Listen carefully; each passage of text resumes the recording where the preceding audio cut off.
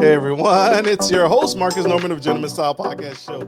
And today we have an incredible guest. She is holding all of us accountable, y'all. She's in the building here. I have the incredible honor and pleasure of interviewing this superstar woman. She's changing the absolute game. I have coming to the stage Miss Renee Hastings, and she's the president and CEO of Executive Help Now, a virtual assistant service agency that is changing the face of virtual assistants and taking our business, your business, my business, everyone's business to the next level. In a changing economy where the cost of living and all the expenses are going up, high tariffs, we're not going to get political right now, but the cost of everything is going up. And here, her company is here helping you still allow your business, our business, to 10x and grow with the help of a virtual assistant. And her agency is front and center of this agency, changing the world and helping you add that needed executive assistant, adding that needed virtual assistant, adding that team member, that player, that ace in the hole to your team member without breaking the bank. So help me welcome to the stage. I can't hold this incredible woman back any further. Miss Renee Hastings. Hello. How are you? How are you, ma'am? You look incredible. You're a rock star, and you're absolutely, what you and your company are doing is absolutely necessary. And so I wanted to take the time. I wanted to say, first off, thank you for saying yes. I thought she was going to say no, y'all. When I invited her on, I thought she was going to say no. I'm so honored to have you. Thank you for sharing space with us today, Miss Hastings. Thank you so much for having me on the show. You are quite the gentleman, and I am so grateful for the invitation and super stoked about speaking with your audience today about how they can 10x and level up their business with the assistance of a virtual assistant. Absolutely, absolutely. I want to start with a curveball question, a warm-up question, as I like to put it. You have an incredible mind, and you're now leading the charge in your company. But you have an incredible mind, and you could do anything you set your mind to. What was it that particularly attracted you to the niche of starting a virtual assistant agency and helping many businesses take their corporation to the next level? You could do anything. Why this industry? What was it? So what it was my absolute desire to help people. So all my whole life, and I may share a part of my journey from childhood where my grandfather, who was a sharecropper, taught us the value of a very strong work ethic and being a person of your word and working hard and making sure that you did what you said you were going to do, and you underpromised and over-delivered. So from infancy, practically, those were the values that were instilled in me. And so once I was exposed to what it was like to work in an office, which was at a very young age, because my mom put me in a summer youth employment program to keep teenagers off the streets, and they exposed us to different opportunities to explore our natural gifts, skills, and talents. And so I discovered that I loved organizing things. I loved answering the phone. I loved typing. I loved taking notes in meetings and all of those things that I did before I was even a teenager.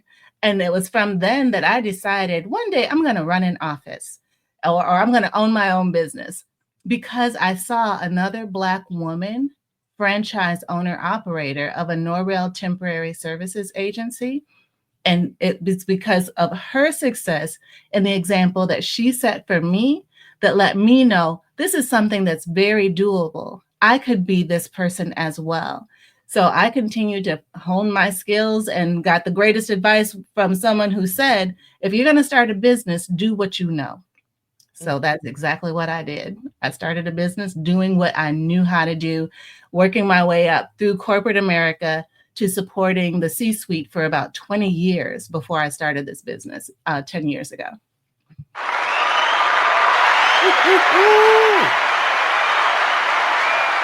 Did I forget to mention a true heart of gold? But I'm going to backtrack here. That was profound. And I love that you're so giving and so nurturing, and you share that wisdom and the expertise. I want to go back a sidestep, even so, to your family. What is it about your family background and experiencing family members who are sharecroppers? How did that pour into you? How did that seep into you as far as at your core, right? Because Yes. sometimes when we see our family members doing certain things, when I think of sharecropping, I think of hard work, I think of manual labor, I think of my grandpa owned goats. I don't own goats, right? And so sometimes when you look at your family dynamic, sometimes it says, I want to stay away from that. What is it about sharecropping and seeing that in your family pushed you to newer heights? What motivated you there? Well, one of the things that I did not mention was the fact that my grandfather was from the South, and he moved his entire family of 9 children from the South to an Amish community in Wisconsin. And as you can imagine, there were not many in that community who looked like us. As a matter of fact, if you saw somebody who looked like us, they were family for about 50 miles around us. So not only were we the only in the community, it was because of that that we had to make sure as a family that we represented the family well, and that because people, number one, knew us. Mm, Everybody knew us. mhm. And so we had to represent well in everything. And so people knew they could trust our word because we were people of our word. We were honest. Our grandfather made sure that we made honest deals. And in that community where we lived, you could still today make a deal with a handshake because nobody lies. Mm. Anyways, that's another story for another day. But it was a very small, tight-knit community, like I said, an Amish community that knew us very well. And so it was because of that foundational training that we received that hard work just became a part of who we were as at our foundation. And it just continued to grow over the years that no matter what I'm doing, I know my family name is on it. So it's got to be excellent. Mm. Y'all see that? Y'all see the big brain, right? Y'all see that? And what you reminded me of is I think what you're saying and what I'm hearing is we need to bring that back. There, Mm, yeah. trust, right? Mhm. Family name, family dynasty, family name. What does a family name mean to you? If I tell you I'm going to do something, I do it. Mark my words. And I Yeah. think that's not said enough in business. And you're bringing it up and so profoundly. You are aligned with, I think, something that needs to continue to be perpetuated and continue to be pushed back. If I tell you I'm going to do something, business wise or personal, it means something. My name means something. Your father, your mother, your family name means something. I know I can just trust the Hastings. They put their stamp on it. That's why I have a hard time with referrals. I have a very difficult time with referrals because if that deal goes sideways, yes, the friend, the relationship, associate, affiliate, whoever is going to be pissed at the individual company that I referred or the person, but they're going Mhm. to look at me. And now Yeah, my name is tarnished along with that. that's So right. that is huge, huge, huge. And Yeah. thank you for sharing that. That's significant. Oh my gosh. Yes, absolutely, 100%. And I take that so seriously, especially the our company was built on word of mouth referrals because our clients knew us. They knew our values. They knew what we stood for. They knew our standard of excellence, and they knew that they could confidently refer us to their friends and feel good about it and know that we were going to provide their friends with the same level of service as they had been getting.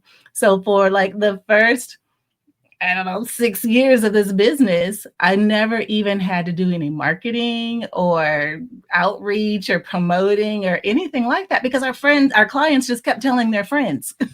And so when I did finally start to step out and do, outreach and promoting the business, and now we're developing a sales team and all of that.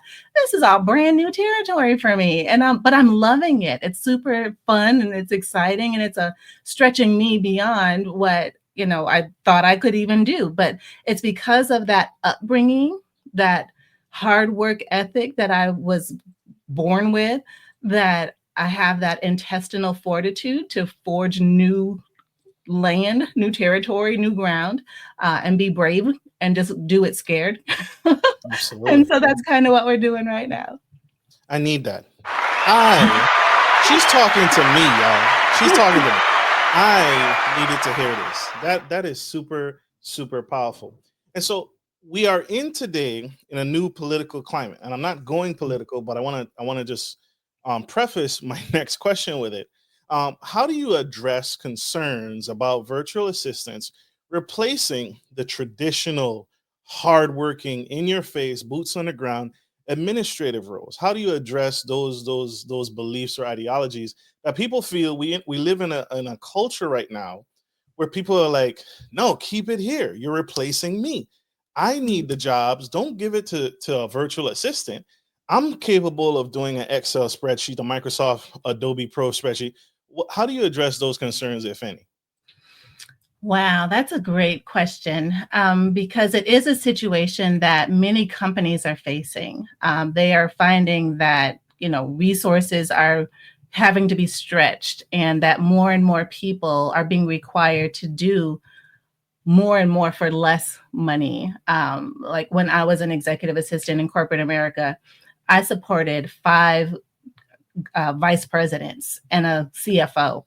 Ooh. Because they didn't have the money for each person to have their own person. So I know what that is. I know what it's like to have all of these demands being placed on you in the office. And it's only gotten worse since then, where now companies are actually cutting jobs and they're cutting departments, but the work still has to get done. And so one of the gaps that we fill actually is the fact that when a company hires a company like ours, hires executive help now, they get that same high level executive assistant without all of the fringe that costs so much more than the actual salary of that person. So it's a cost savings measure for them without sacrificing the quality of work that they're able to get. And they're probably able to get even more because the work, a lot of times when people are working full time, they clock in at 8, they leave at 4. But how many of those actual hours are productive hours? How many are spent at the bubbler? How many spent at somebody's desk, hanging out, eating their candy on their desk? You know what I mean? They're just making small talk. There's a lot of unproductive time spent actually in the office because of all the distractions. When people can work from home and they are able to focus, they have their dedicated space, they are head down, grinding. Yes. On a regular, because they enjoy being able to work from home and they don't want that taken away from them, because it helps them with their own personal work-life balance and with their own self-care. I equate hiring a virtual assistant to self-care, but then also when you have your team able to work from home, it's contributing to their self-care as well. Absolutely.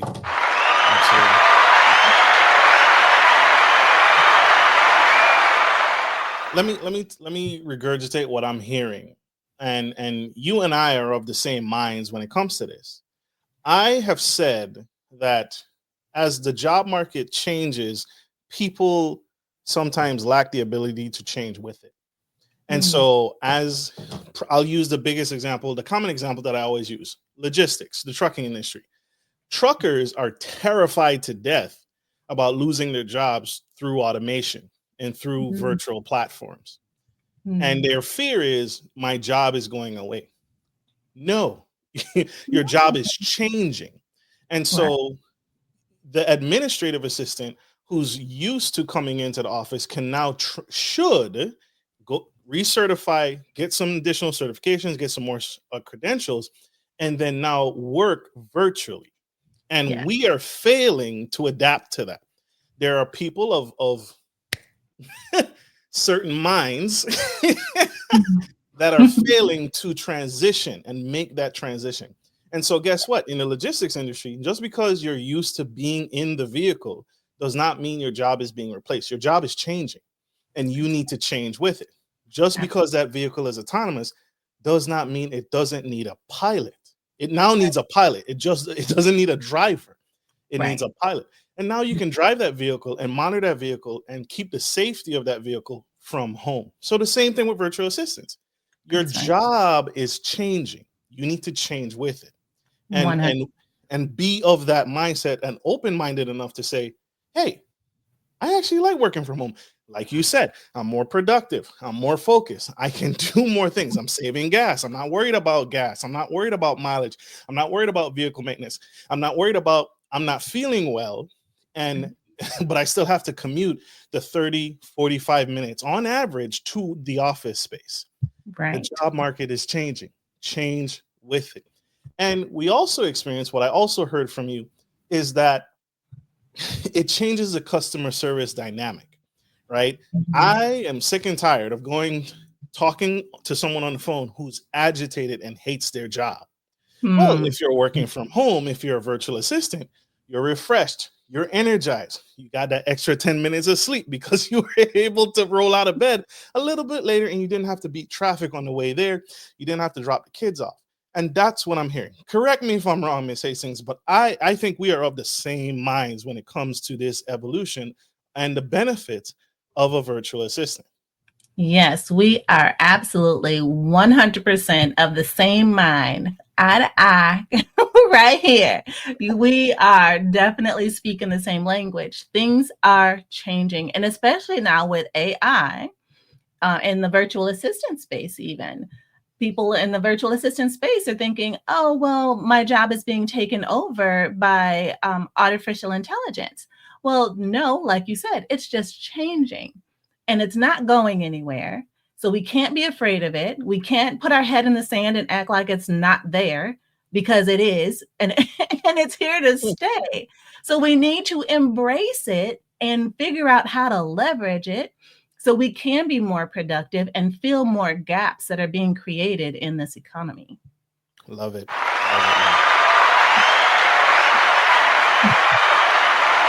This is a Gentleman Style Podcast Show. This is Miss Renee Hastings spilling the tea on the Gentleman Style Podcast Show and pulling back the layers behind why you, me, and I need to hire a virtual assistant. You can catch us on iHeartRadio, Apple, iTunes, Spotify, Ghana, Facebook business page, LinkedIn, even Audible. Wherever you get your podcast, we are there. And Miss Hastings is going to be there. She's here spilling the tea.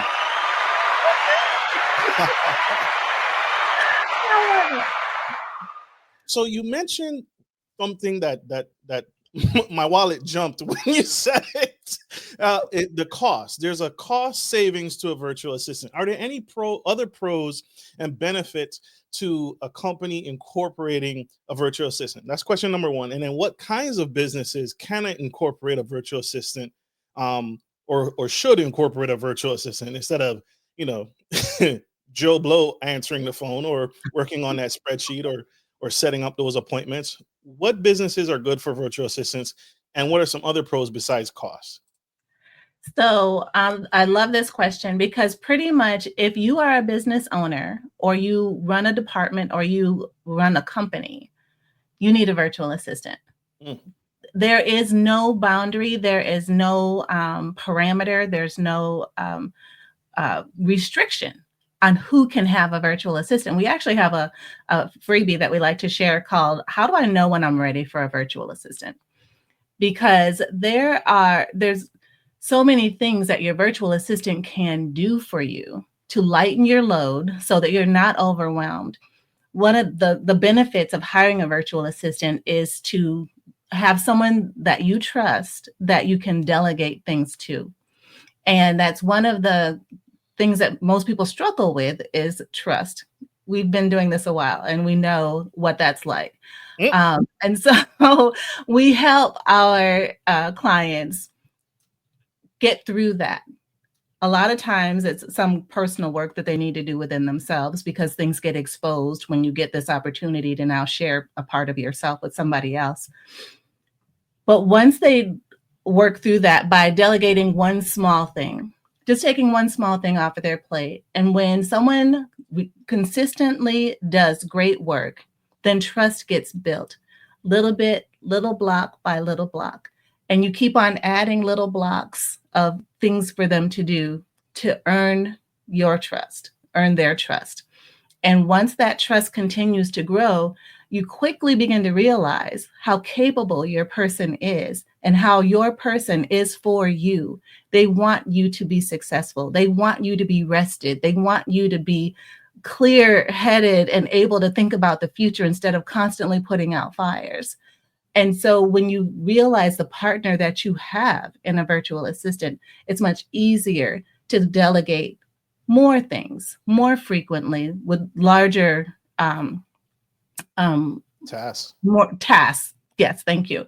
And so there are so first of all, any company can hire a virtual assistant, and even colleges and universities can hire virtual assistants. And I actually wrote a white paper on this, on the value of virtual assistants in higher ed, because we know what's happening in higher ed and all the cuts that are happening there. But the students are impacted in a very negative way when the faculty and staff are strained with administrative work. If the faculty and staff didn't spend so much time doing all the things that they need to do with the paperwork, they could focus more attention on the students and their well-being, and they would have a greater success rate and have a higher student satisfaction rate. So it's a really imperative that people start to think differently about virtual support, and not only the cost savings that it can have for them, but the well-being for their team members and for their constituents and the people that they serve. Absolutely. Absolutely. I want to push back a little bit. I want to ask the question. So you're saying your virtual assistants through your agency, I can actually trust with my business card to make purchases on my behalf? Is that what I heard? Trust, right? The big word, the big T. Yes. 100%. We have systems in place that help you with that trust factor.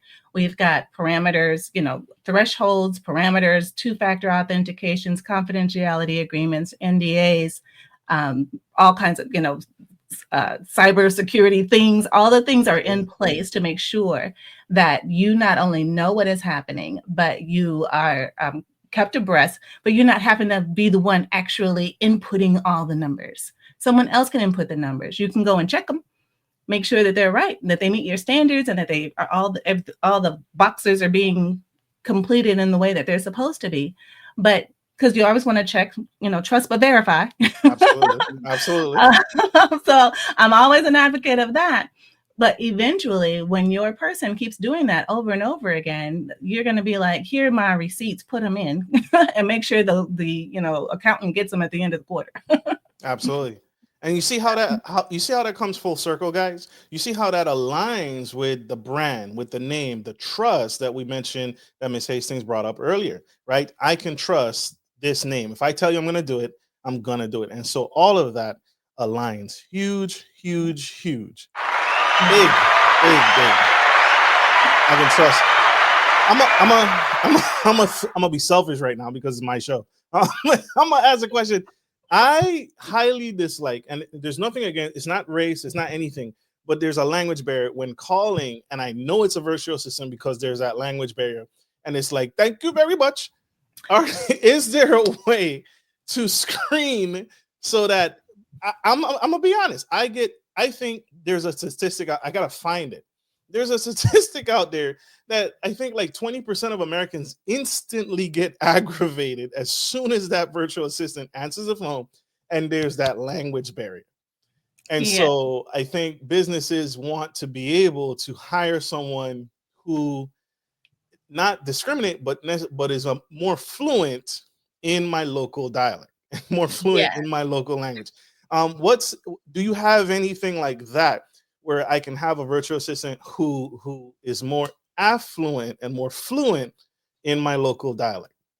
Yes, the answer to that question is yes, and I'm laughing because I know what you mean. I've been there, and I can relate very, very well. Our virtual assistants are primarily US based. So I know that there are some companies out there that are 100% offshore based, or have a few US based people on their team or whatever. At Executive Help now, most of our team members are US based. And so they are familiar with American business, US business, and all of the different nuances that go along with running a business in America.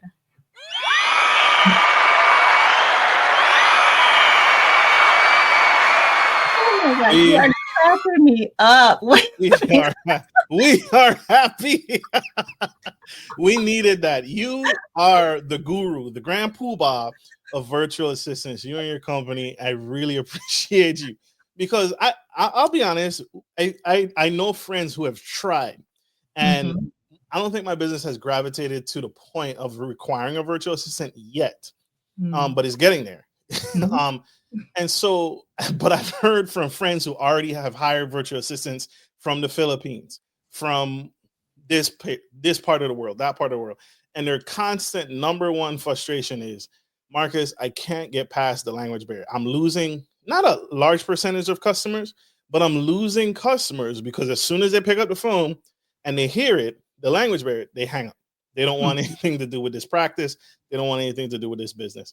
And so thank you for addressing it at the forefront of business concerns. I know that's a huge, huge business concern. One more round of applause for Ms. Hastings there. Yes, 100%. And my concern is everyone has their own special gifts, skills, and talents. And you, as a business owner, know what your client is looking for. So if you know that your client has to call you and somebody has to answer the phone, don't have somebody answer the phone that doesn't sound like them. Just don't.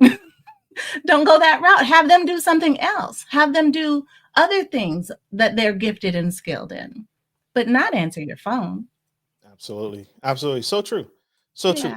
I want to ask, are there any other technologies? We are in the information age. Well, we've been in the information age, but we are in now the phase of artificial intelligence, right? AI. Do you incorporate, or how do you utilize AI and automation to influence the virtual assistant industry? Well, I am very grateful for AI because what used to take us hours now takes us minutes. And those hours convert into higher productivity for us. And if we can produce more for you in less time, that makes us a greater value and asset to you.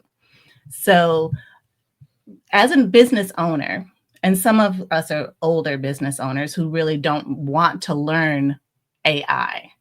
So you don't have to when you hire a virtual assistant who already has the skills to utilize it well in the systems that they're operating for you. So that in itself should be a relief to most business owners, because AI can be intimidating. It can be scary. It can be really daunting to business owners, but they have to get acclimated to it, or at least be okay with the people on their team using it. They don't have to know all of the different platforms or all of the different, because every day it seems like there's 10 new AI driven things. But they don't have to be the one to figure out how to use them all. Just surround themselves with team members, a team of virtual assistants who are already AI savvy to be able to do those things that they need to have done in a very quick and efficient way. Big facts. Hashtags, mic drop. If I could give her another microphone, not the one she's using, if I could give her another microphone to drop, she would drop it. Y'all, that made all the tech entrepreneurs that watch the show, that made their heart throb, right? Because I think some people try and bash. And I know there's like speculation, especially with the industry that my newest business venture is in. People are very highly against the use of AI. Because my industry requires a personal touch, and I don't know if I want. I don't. They don't know if they want to necessarily cross that barrier yet.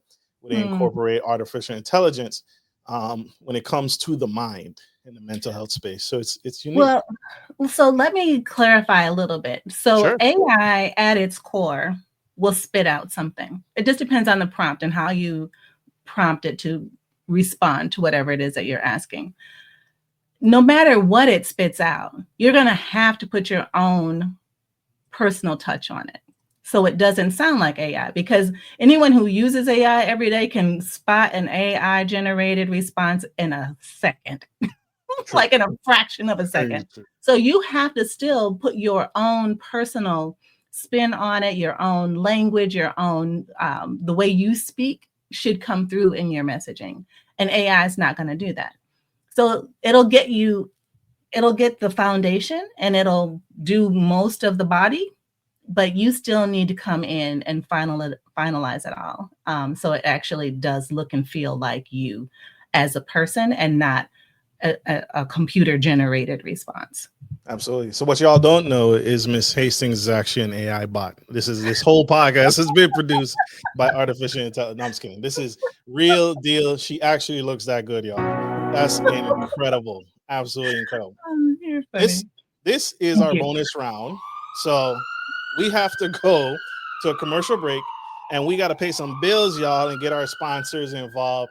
Don't go anywhere. Stay tuned. Stay with us. We are going to a quick commercial break.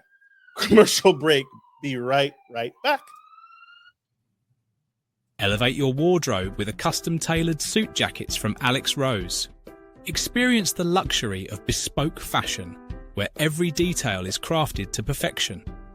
A tailored suit jackets from Alex Rose is more than just clothing. It's a statement of sophistication and individuality. Why choose Alex Rose? 1. Perfect fit. Tailored to your exact measurements, ensuring unmatched comfort and style. 2. Premium quality. Only the finest fabrics are used, offering durability and a luxurious feel. 3. Personalised service. Enjoy a consultation with expert tailors who understand your preferences and style. 4. Unique design. Stand out with a suit that is uniquely yours, designed to reflect your personality and taste. 5. Long-term investment. A well-crafted suit is a timeless addition to your wardrobe, perfect for any occasion. Discover the confidence and elegance that comes with a custom-tailored suit jackets from Alex Rose. Visit Alex Rose to start your bespoke journey today. Happy suiting up. alexrose.uk. Hey guys, this is your boy Marcus Norman of Gentleman Style Podcast Show. And we are here in Patrick Henry Mall, Newport News, Virginia. We're actually here for something unique just inside. Something new, brand new that we want to explore together. You guys ready? All right, here we go. Hey boss. Heard you were an athlete, man. See you at the mall every day. We are at Patrick Henry Mall, living up, and we are talking about CBD. But first off, the normal thing that we all deal with is joint pain, back pain, suffer from everything. Neck pain too. Neck pain? You got some neck pain? All the time, man. I'm getting up in age, you know what I'm saying? We're not young no more. I'm with you. I'm totally with you. Bruh, CBD helps with the exact same thing. Neck pain, back pain, joint pain, all the pains, everywhere pain, right? And so that's what CBD does. That's what we're here to help you and me do. Thank you, brother. I appreciate you. Thank you for your time. Absolutely. All right. CBD is one of the most powerful cannabinoids because all it's focused on is the health and wellness. We're talking helping people with anxiety, depression, insomnia, sleep deprivation, all provided. CBD works with the natural mechanics of your body without the crazy side effects of Western medicine. So these products are here to actually align your body and get it back right so we can actually have a better quality of life. And that's what CBD does.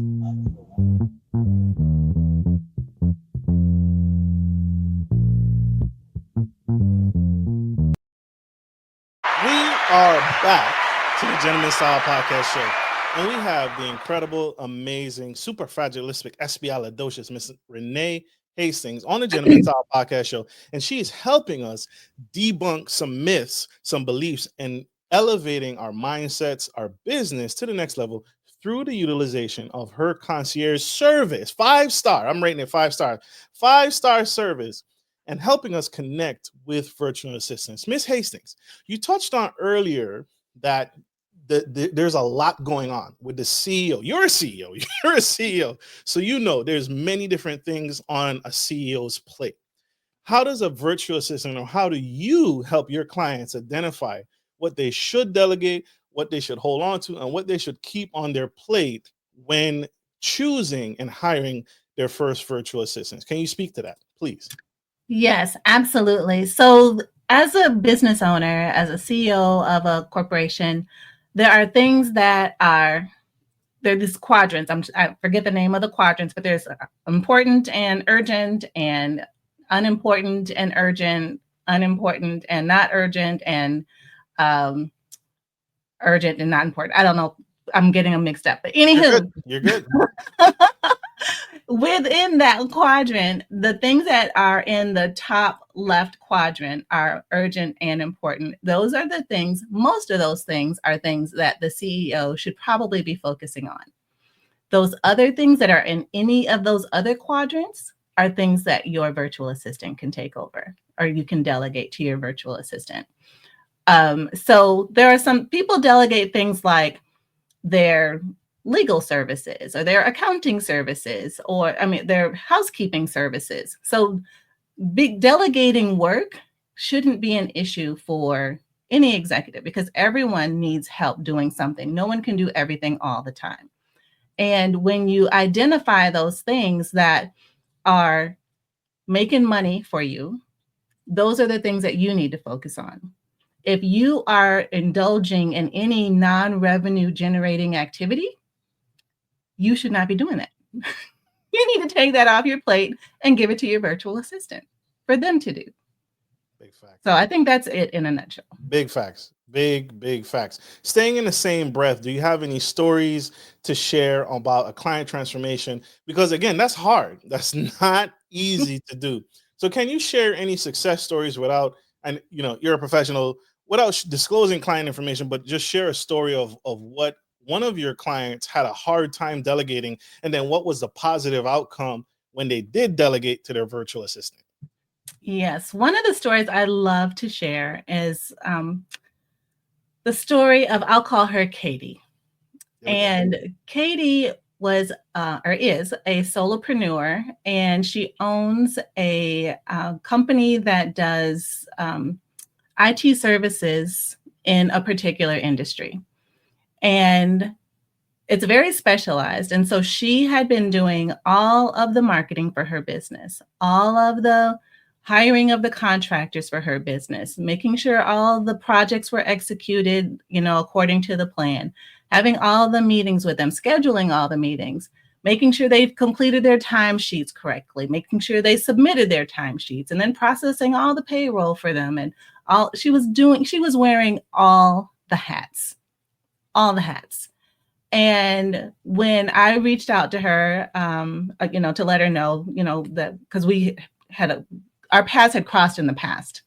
And so we knew each other. And so I reminded her, I was like, hey, it's been a long time. I just wanted to remind you I'm doing this business, and, let me know if I can help you. And so she reached out and she goes, you know what? You just might be able to help me. And so she told me exactly what it was that she wanted to do first. And the first thing she wanted to take off of her plate was payroll. And she did not want to have to chase her people down for their timesheets. She didn't want to have to chase her people down for getting them into a system, which I think at that time was an Excel spreadsheet, to track their hours against the client's contract. Jesus. Which yeah, it was very manual, the process that she had. And so once we started working together and we took that over from her and we automated her timekeeping system and we automated her process for her, I remember that first payroll, all she had to do was click a button, one button, and payroll was run, and she didn't touch a single timesheet. She didn't touch a single spreadsheet, nothing. We did it all for her. And when she called me, she said, Renee, and she had tears in her eyes. She said, Renee, I can't believe I've been doing everything by myself for so long. This was so amazing to not have to do this, to feel this relief and no stress and no pressure of getting this done. All I had to do was click a button and it was done. And so From there, she's been our biggest advocate and ambassador of the benefit of having a virtual assistant in your life, because now, not that was the first thing. There have been many, many other things that she's asked us to do since then. And now she will quickly and easily say, I have this idea in my head. This is what I'm thinking. Figure it out and show me what you got. And we come back to her with what we create for her. And she said, that's exactly what I was looking for. I'm so glad you're able to help me get this stuff out of my head and actually onto a piece of paper or into a presentation. Because that's the kind of partnership and relationship that we develop with our clients as we are working with them. We get to know them so well. And we bring with us our frames of reference from not just them as a client, but all of our other clients and the things that we see that are working for them.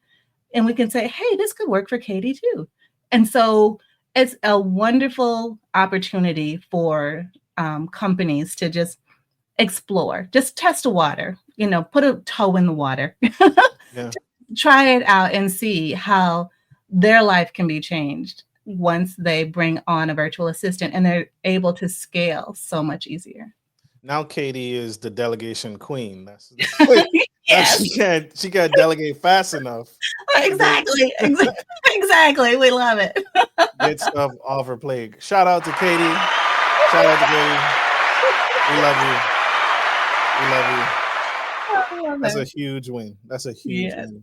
And so your virtual assistants, they're doing accounting and bookkeeping. They're doing finance. They're doing money stuff. Because as soon as you said money, I was like, turn over the money, which we established earlier, trust, right? That has to go hand in hand. So your virtual assistants are actually doing the running down of the staff, but the finances too? Yes, absolutely. So when I started the business, I remember I said to do what I knew how to do. So that's why what I started doing, how the business was founded, was primarily providing virtual administrative support, which typically looked like email management, calendar management, travel arrangements, expense reports, presentations, preparing for board meetings, taking minutes, all of those administrative assistant type things, or executive assistant type things. As our business has grown, we now also offer social media management and engagement, as well as bookkeeping services where we can help get the numbers into the system that they need to be in to make things easier for your bookkeeper or for your accountant, which is usually less expensive on our side to have us do than to have your CPA do. So we can get everything ready for you. So all you have to do is ship over some PDF spreadsheets or documents because it's already been put into the system for you. Love it. Love it. I feel like, go ahead. I was going to say too, because as we're talking about numbers, the other thing that we do with numbers, so one of our clients is a franchise, fast food franchise. And some of the owner operators, have us track their M&R, maintenance and repairs, because sometimes if a piece of equipment is having to be repaired too many times, it might just make more sense for them to just replace it, right? And so, but they don't know how many times the machine has been repaired if they don't have the proper systems in place or the proper tracking. So we set that up for them so that they can see at a glance, this machine has been repaired 10 times in the last 2 weeks. You might want to think about getting another. Ooh, that's necessary. That's good. I could see that big scale, like the restaurant industry, but I could also see that for a small startup industry like landscaping, right? How many times has my big 0-turn lawnmower broken down? Maybe I should stop fixing and putting bandages on this thing and get a whole new one. And so seeing that on a spreadsheet or a pie chart or a graph, I can say, okay, this machine, we have 3 of these. This one is near the end of its life cycle. I need to go ahead and just spend the money and replace it versus keep putting bandages on it. So that's huge. Absolutely. That's huge projecting. What she's talking about, y'all, is projecting. You're projecting out future costs of your business. They haven't necessarily occurred. You're using the trends of the past to predict the outcome, the likelihood. This is what insurance does, right? The likelihood of a breakdown. The older your car is, the insurance premium goes up, right? Mhm. So Right. they're just cost projecting out. So that's huge. Any tax virtual assistants yet? You got taxes? Anybody doing my book?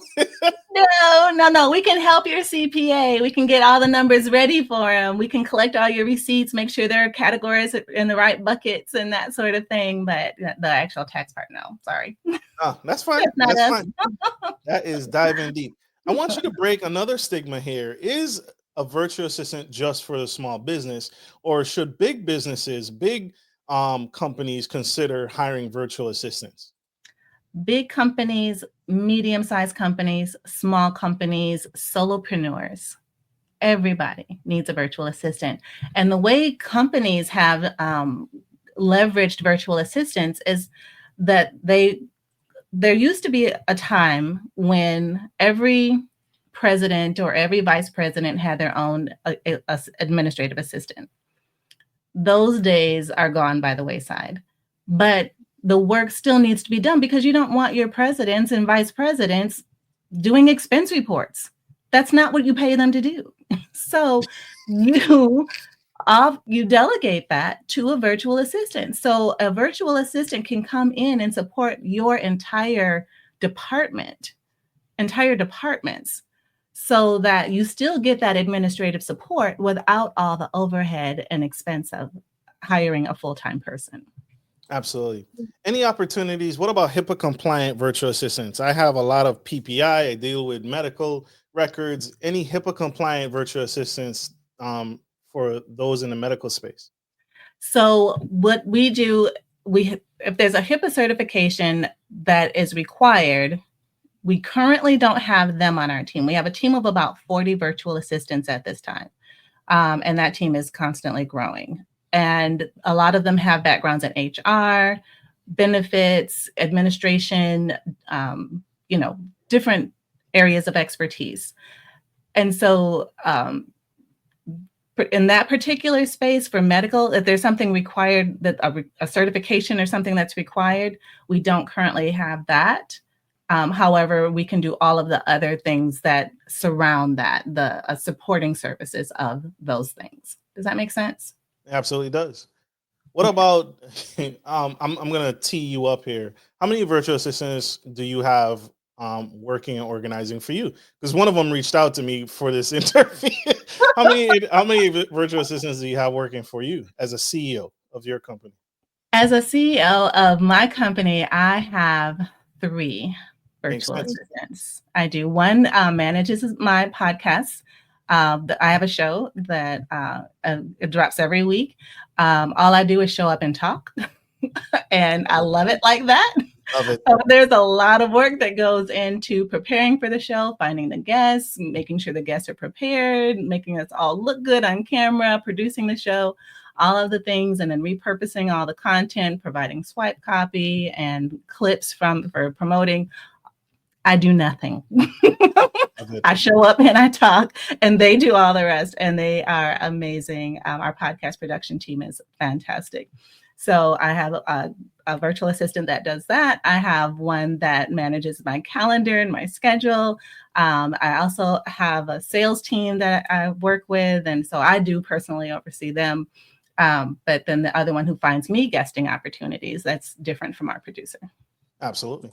So I want to, you mentioned many different segments, many different avenues that your company helps, that your agency helps, that you have professionals in the virtual assistant space to help with a business.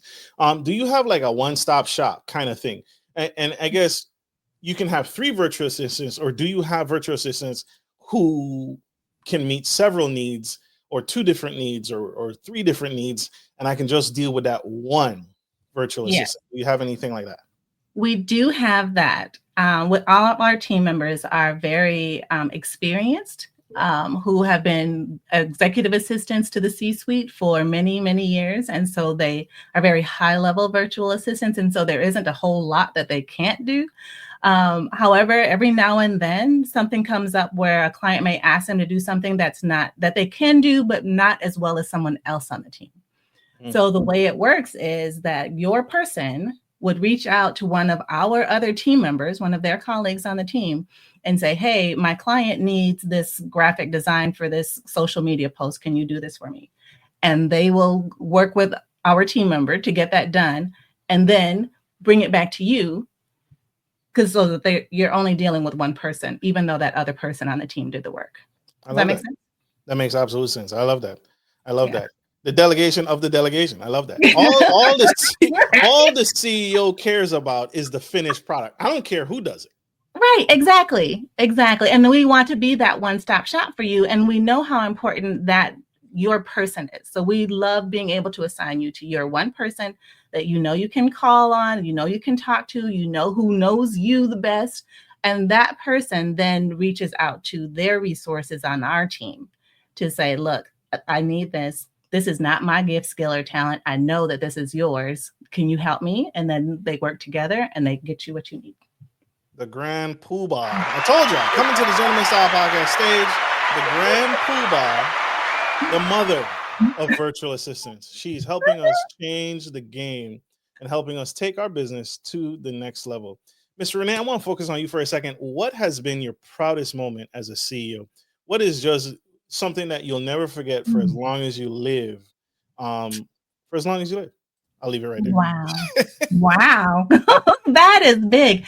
So for 2025, we had a very aggressive strategic growth plan, and it terrified me. And I don't know if you've heard this saying that if your goals if your goals don't make you shudder or whatever, then they're not big enough.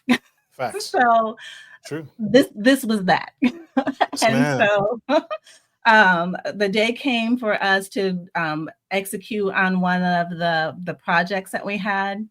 And literally the day it was supposed to happen, I'm a woman of faith, and I pray a lot. I like pray all day. And I was praying and I was like, Lord, I don't know how we gonna do this. I just don't know how. And I was like literally in tears, like scared to death. But I knew it's what I was supposed to do. I knew it's where this company was supposed to go. And so he just gave me his peace, his joy, and we had fun, and we did what we were supposed to do. And it was a tremendous success. And that is one day I will never forget in my whole entire life of this business. Did it occur? Did the scaling up? Okay. Yes, absolutely. 100%. It did. Laura! I love it. Yes, it worked. It was scary as all get out, but it worked. Yes, it did. So your industry, I feel, is I don't want to say male dominated industry, but I'll say masculine. I don't want to put a gender behind it, but I think it's a masculine dominated industry. What is something you've had to overcome that you weren't expecting when you first got started that really kind of just stuck out about you? Because this is also an entrepreneur show. So entrepreneurs watch this, and the man, the young boy, the young girl who's thinking about getting started, right? I want them to hear from someone who's put feet in the trenches and is now enjoying those proud moments, but you didn't get there overnight. And so can you share something that caught you off guard that you weren't expecting that was difficult to get over? There were a couple of things. So the first thing that I realized was so critically important was my community, who I hung around with, who I listened to, and who I allowed to speak into me. The people I surrounded myself with truly encouraged me, supported me, believed in me, reminded me who I am, reminded me of all I've accomplished, all the things that had been done, and continue to speak life and speak words of positivity and affirmation into me. So my community and who I surrounded myself with was something I didn't realize would be so critically necessary in the building of this business. The other thing that caught me off guard was success. When we started to become successful and the business kept growing and the team kept growing and the clients kept coming and all of the blessings kept coming, it scared me to no end. It was scary. And I had to really go to the Lord because like I said, I'm a woman of faith. I'm like, Father, what is this all about? Why do I not feel like I'm worthy to receive all this goodness that you are giving to me? And so I had to do some serious introspection, and because it got revealed that I have some kind of issue. Something was wrong with me. I had to go to my girls in my small group, my Bible study, and I was like, y'all pray for me because something is seriously wrong with me. And it was an awakening and a realization that I had to come to when I started to see myself as worthy of being the recipient of being blessed. So. I thank you for saying that and being so forthcoming with that. I think that's not shared enough. So thank you for being the first on my show to say that. Because it reminds me of a book. Leaders are readers. And I remember reading the biography, I think it's J.P. Morgan and that family. And one of the things he talks about in his biography is when he was passing down succession, and he was passing down his, not just money, his wealth, but the influence that came with that. His son almost died because it can be overwhelming. Yeah. And he had to, when and I remember the specific story, he gave a fraction, like not even the full inheritance. He gave like 10% of his inheritance to his son, of his company, of his organization, of his legacy, and of the success and influence he had through his company. And it crippled his son to the fact where he had to come back and take the reins back and move his son abroad to recover, medically recover. Wow. And so when you speak about, you had to take a step back and you had to get with your girlfriends, you had to reground yourself. Yeah. That is not said enough. Success at the wrong time can be crippling. Yes. It can really mess you up. And so people who chase it and people who run after it, be careful what you wish for. Here's a CEO killing the game, and she's telling you to your face, for you future entrepreneurs, be careful. Yes. Because that great idea. Yeah, go ahead. Sorry. Be careful and recognize that any of the trials that come, that you have to go through, you can't skip them. You can't skip the hard times. You can't try to avoid the hard times. You can't try to avoid the hard conversations, because those are going to be necessary to get you to the next level. Absolutely.